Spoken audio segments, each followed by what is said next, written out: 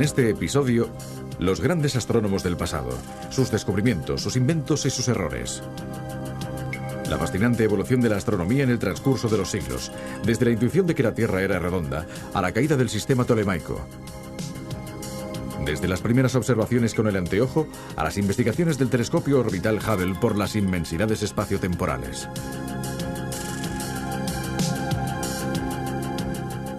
Desde siempre el hombre ha escrutado el cielo para tratar de comprender el significado de todos los astros que aparecen en él, grandes y pequeños, luminosos y pálidos. Durante mucho tiempo la luna, el sol y las estrellas fueron objetos misteriosos, poseedores a menudo de poderes mágicos o divinos. Pero muy pronto, aunque no sabemos exactamente cuándo, algunos hombres empezaron a escrutar el cielo con mentalidad racional, buscando explicaciones para lo que veían en lugar de contentarse con supersticiones. Eran hombres admirables porque, pese a que disponían de poca matemática y prácticamente de ningún instrumento, los anteojos no existían, consiguieron realizar observaciones astronómicas que hoy todavía nos sorprenden. En este capítulo tributaremos un homenaje a esos hombres y veremos cómo ya desde tiempos antiquísimos casi todas las civilizaciones consiguieron desarrollar de manera extraordinaria su conocimiento del cielo estrellado, obteniendo incluso informaciones prácticas para realizar, por ejemplo, los primeros calendarios. Veamos.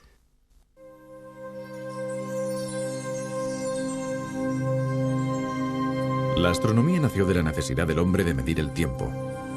Observando los movimientos de la luna, del sol y de las estrellas, los antiguos astrónomos consiguieron elaborar un calendario basado en los ciclos celestes. Astronomía significa descubrimiento, intento de conocer la naturaleza de lo existente, de comprender el universo.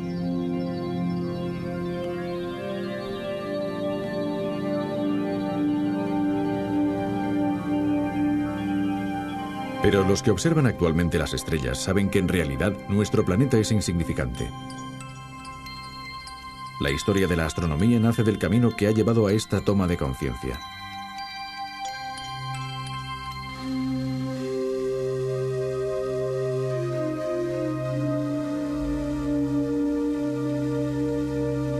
Los observatorios son tan antiguos como la civilización. Esta pirámide maya en México estaba orientada de forma que pudiera reconocer los equinoccios por la posición en la que salía el sol. Stonehenge, en Gran Bretaña, se remonta al 2900 a.C. Y todavía más antiguo es este túmulo funerario en Irlanda, construido de tal forma que el sol únicamente puede iluminar su interior el día más corto del invierno.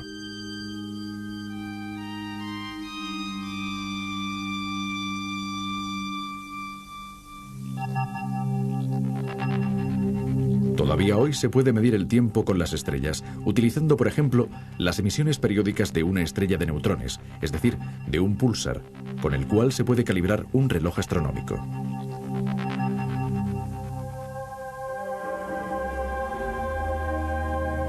Cuenta con más de 30.000 años de antigüedad un calendario basado en la luna grabado en un hueso de reno, que día tras día parece mostrar las fases lunares. De hecho, es una representación gráfica del calendario realizada por un agudo observador prehistórico.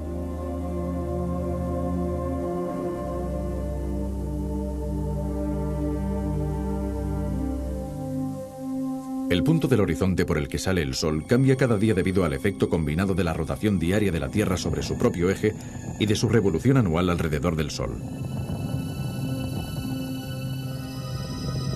Los antiguos astrónomos se dieron cuenta de que 2 veces al año el punto por el que salía el sol no cambiaba e identificaron esos momentos como los centros del verano y del invierno, puntos de referencia fundamentales en el cambio de estaciones a los que nosotros ahora llamamos solsticios. Cuando el punto por el que salía el sol empezaba a moverse de nuevo, sabían que la estación estaba a punto de cambiar. En la antigüedad el sol se usaba como calendario en todo el mundo. Estos son algunos ejemplos. En esta cueva de los indios americanos, un rayo solar indicaba el solsticio de invierno iluminando los signos de referencia de las paredes.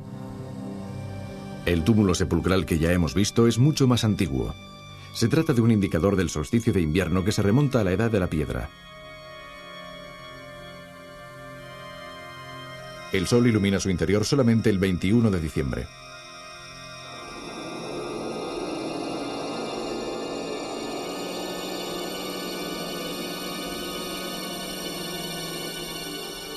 Los famosos templos de Abu Simbel en el Alto Egipto son de épocas más recientes.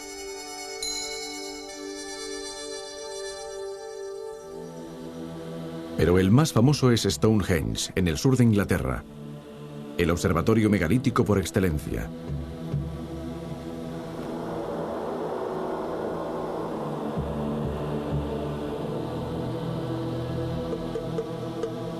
Su alineación es perfecta. Desde el centro del círculo de piedras, a través de una de las aberturas en el perímetro, observamos el alba del solsticio de verano. Un momento majestuoso, el solsticio de verano visto desde el corazón de un observatorio astronómico de 5000 años de antigüedad es extraordinariamente preciso.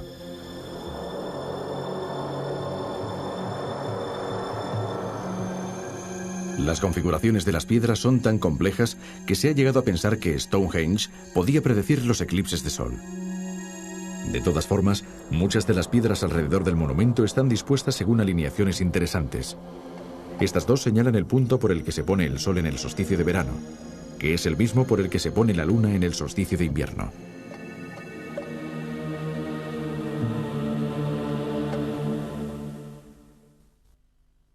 Existe un lugar en Inglaterra, se citaba antes en el reportaje, que es verdaderamente sorprendente, Stonehenge.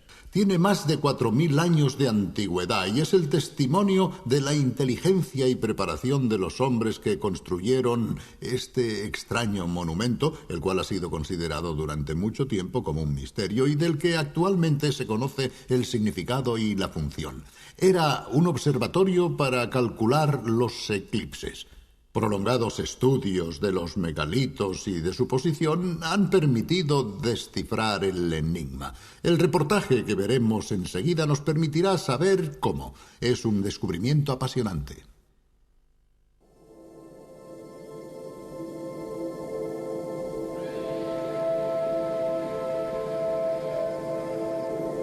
De la primitiva estructura de Stonehenge han quedado pocas huellas en la colina ocultas por la imponente sombra de estos megalitos que fueron colocados 1000 años más tarde. 2300 a.C. Es un día cualquiera y la gente de Stonehenge está cazando en el bosque. De pronto el sol se oscurece. Un círculo negro empieza a taparlo. El frío cubre la tierra. El dios Sol ha abandonado al hombre. Hoy sabemos que un eclipse tiene lugar cuando el Sol, la Tierra y la Luna se encuentran alineados. Esto sucede raramente porque la órbita de la Luna tiene una inclinación de 5 grados respecto al plano de la eclíptica, es decir, el plano en el que gira la Tierra. Aún así, la Luna intercepta la órbita terrestre en 2 puntos llamados nodos. Ese es el momento en el que puede producirse un eclipse. Para descubrir el misterio de los eclipses, los hombres de Stonehenge empezaron por lo que podían ver desde la Tierra, la salida y la puesta del Sol y de la Luna. ¿Qué hicieron? En el alba del 21 de junio, el solsticio de verano, pusieron la primera piedra. Después esperaron 6 meses, el solsticio de invierno. La luna sale por la izquierda de la piedra principal. Allí se plantó un palo de madera. Al año siguiente el sol volvió a aparecer sobre la piedra principal y se colocó otro palo para señalar un nuevo desplazamiento de la luna.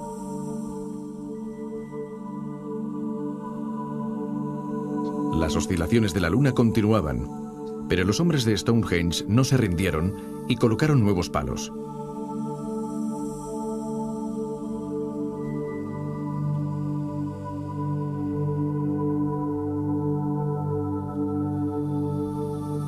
Este registro de los movimientos de la Luna prosiguió hasta que nuestro satélite no salió por detrás de la piedra principal porque ese día hubo un eclipse.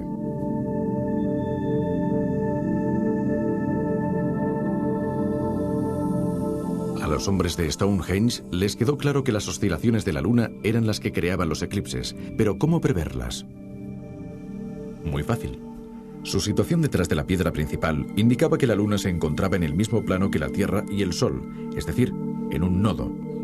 Colocando los palos de madera, Los hombres de Stonehenge habían aprendido que los nodos recorren las mismas posiciones en un ciclo de 19, 18, 19 años.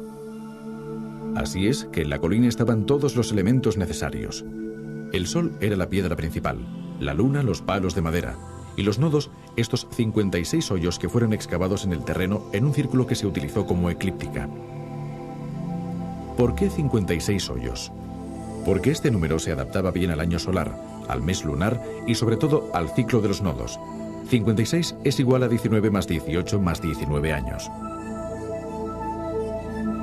Después, los hombres de Stonehenge tomaron 4 indicadores, uno para el sol que variaba 2 posiciones cada 13 días, uno para la luna que se movía 2 posiciones al día y 2 para los nodos con un movimiento de 3 hoyos al año.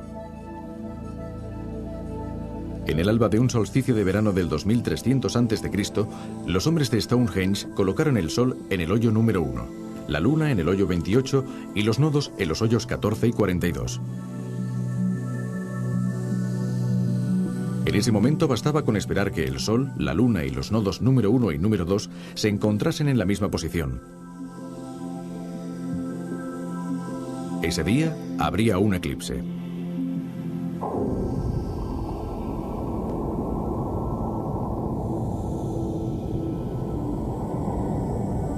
Los hombres, o mejor dicho, los científicos de Stonehenge, habían inventado el primer ordenador de la historia de la humanidad. El Stonehenge que podemos admirar nació 1000 años más tarde, después de que nuevos pueblos modificaran la primitiva estructura del templo hasta convertirlo en el gigantesco calendario solar que todavía vemos hoy.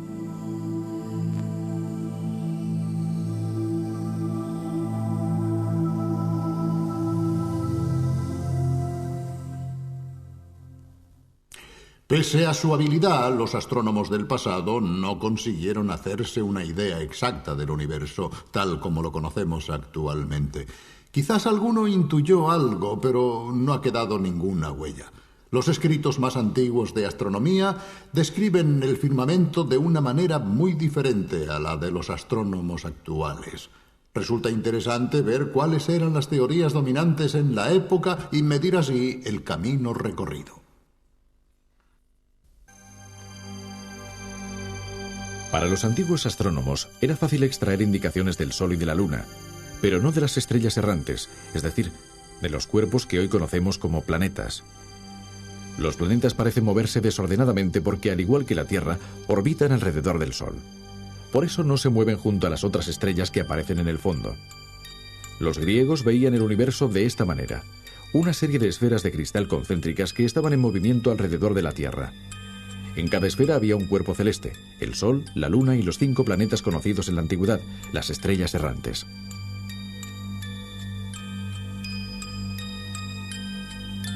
La esfera más exterior era el reino de las estrellas fijas. El modelo era claro, pero no explicaba los movimientos peculiares de los planetas. ¿Por qué a veces invertían su movimiento?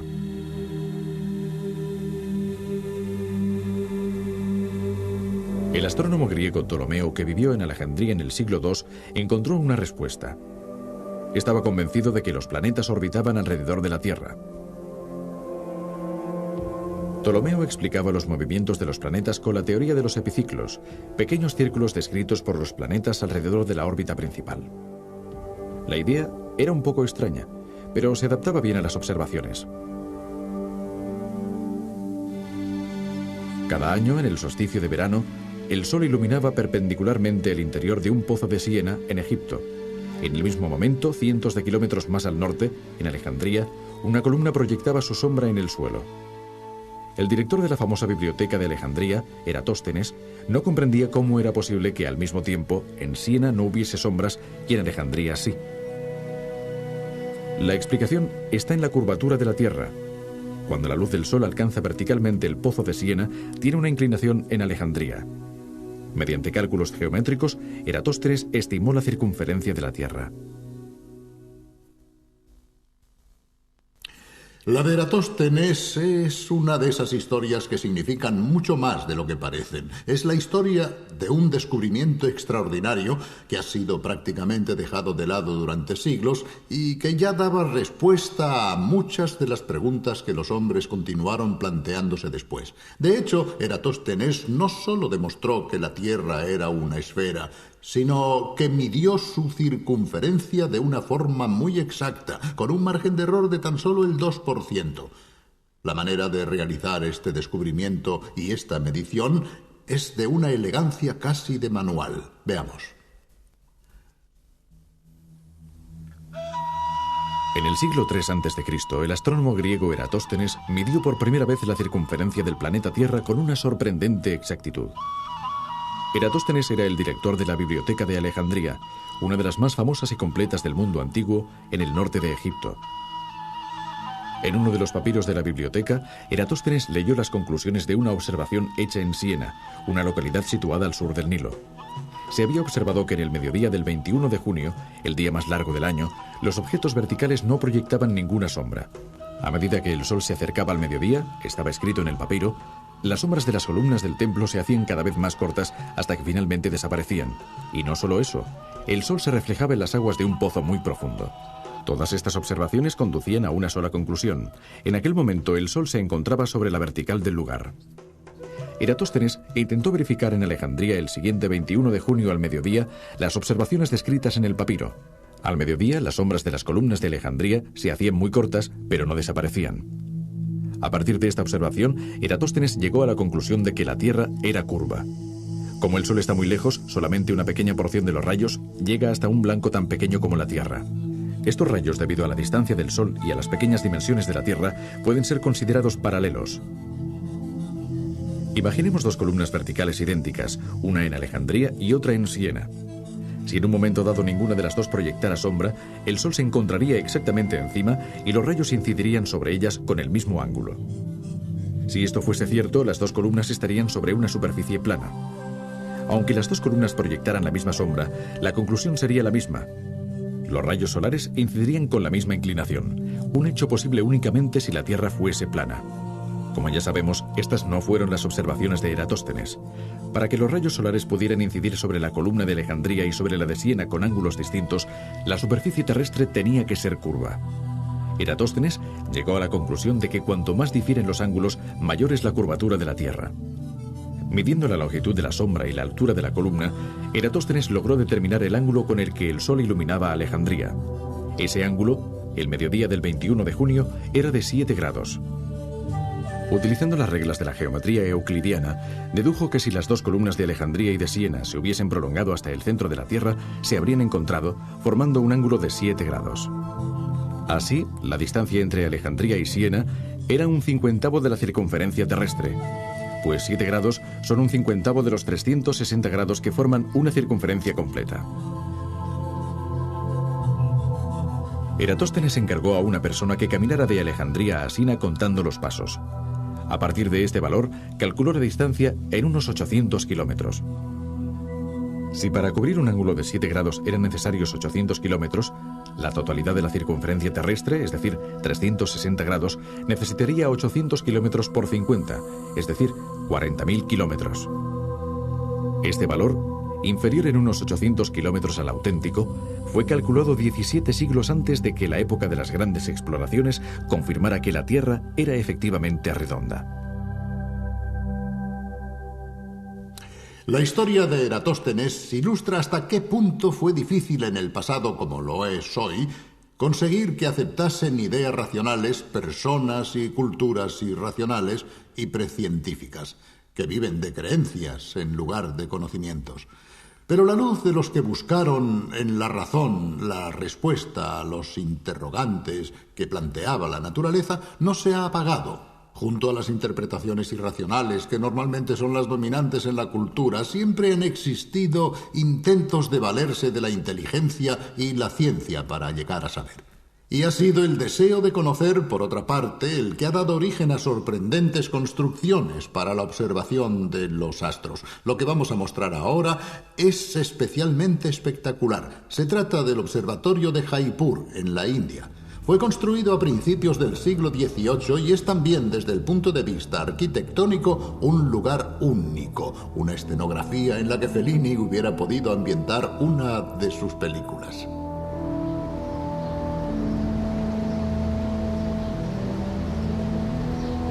Me encuentro en uno de los observatorios más extraordinarios realizados en el pasado. Fue construido por un marajá en el siglo XVIII y está aquí, en Jaipur, en la India. Ocupa un área gigantesca y se encuentra todavía en perfectas condiciones. Como puede verse, no hay telescopios ni aparatos similares. Aquí todos los instrumentos son de mampostería, metal o piedra, y fue necesaria una gran precisión para realizarlos. Su creador, el marajá Jai Singh II, era un apasionado de la astronomía, y cuando subió al trono, a la muerte de su padre, tenía solo 13 años. Cuando trasladó la capital de Amber a Jaipur, lo primero que hizo fue construir este observatorio, incluso antes que el Palacio Real.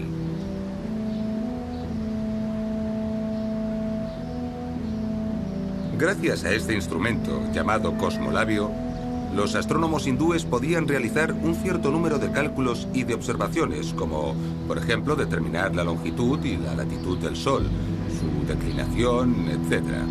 Esta semiesfera gigantesca que vemos aquí representa la bóveda celeste. Dicho de otro modo, representa lo que vemos sobre nuestras cabezas en una noche estrellada, pero al revés. Estas superficies de mármol contienen varios signos zodiacales. Aquí puede verse el escorpión, Sagitario y así sucesivamente. Esto no es más que la sombra de un plato suspendido encima de mí. Es un plato agujereado y gracias a ese agujero se ve un rayo de sol. Naturalmente, al pasar las horas el sol se mueve y en consecuencia la sombra también se mueve. Así que según la hora se está en un signo distinto. Dicho de otro modo, se tiene un ascendente diferente. En realidad, esta gran estructura no es un reloj de sol. Hay dos relojes de sol. Este es uno y funciona en invierno. El otro está aquí detrás y funciona solo en verano.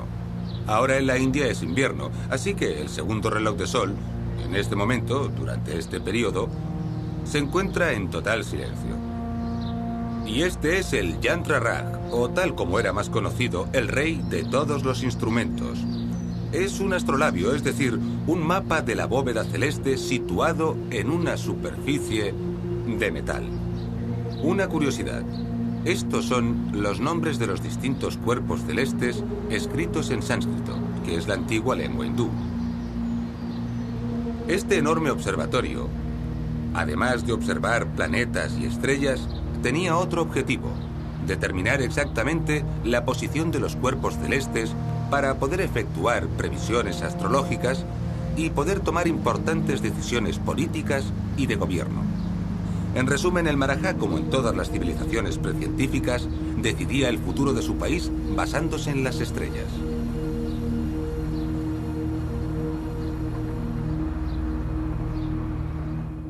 La visión racional del mundo y de la naturaleza, el deseo de descubrir y de saber, siempre han chocado con las creencias en la historia de la humanidad. Una verdad tan sencilla y banal para nosotros como que la Tierra gira alrededor del Sol y no al contrario, ha tardado mucho en afianzarse, encontrando posiciones irracionales y obstinadas.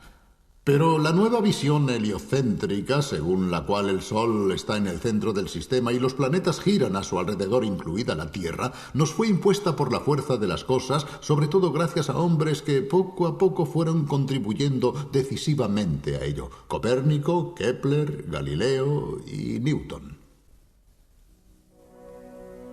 Las atentas y brillantes observaciones de Tycho Brahe y la teoría heliocéntrica de Copérnico llevaron a Johannes Kepler en el siglo XVII a establecer que los planetas orbitan alrededor del Sol. Los cálculos de Kepler indicaron que la Tierra y los planetas se mueven en órbitas ligeramente elípticas. La teoría de Ptolomeo, de 1800 años de antigüedad, quedaba finalmente refutada. La teoría de Kepler también era válida para los movimientos de los satélites y de los cometas. Galileo compartió la teoría de Kepler y por ello fue condenado por la Iglesia. La invención del anteojo le convirtió en el primer gran astrónomo moderno.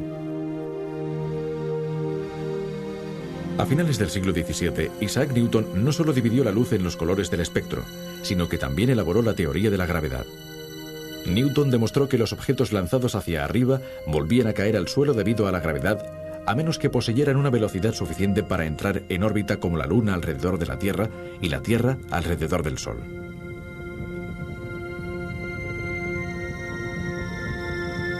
En el siglo XIX, William Herschel construyó un gran telescopio y empezó a elaborar un mapa del cielo. En el siglo XX se han construido instrumentos potentísimos que sondean las profundidades del cielo. Ha empezado la época de la astronomía en el espacio profundo.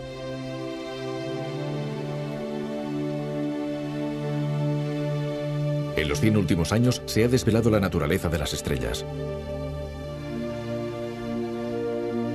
La astronomía ha estudiado las grandes agrupaciones de estrellas conocidas como galaxias. Ha descubierto que existen millones y millones de galaxias y que cada una de ellas contienen miles de millones de estrellas, y que las galaxias forman grandes filamentos a través del universo. La astronomía ha demostrado que en vez de hallarnos en el centro del universo, solamente somos un granito perdido en la inmensidad del cosmos, pero un granito en el que han florecido la vida y la inteligencia.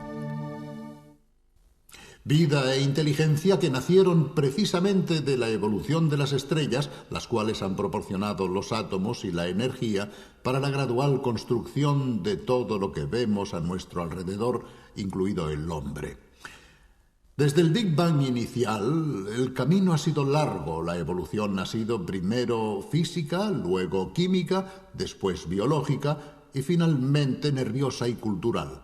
Y ha desembocado en un objeto extremadamente complejo como es el cerebro humano. Nuestro cerebro es, en definitiva, un pedacito de universo capaz de mirar hacia atrás en el tiempo para buscarse y comprenderse a sí mismo. Hasta pronto. Adiós.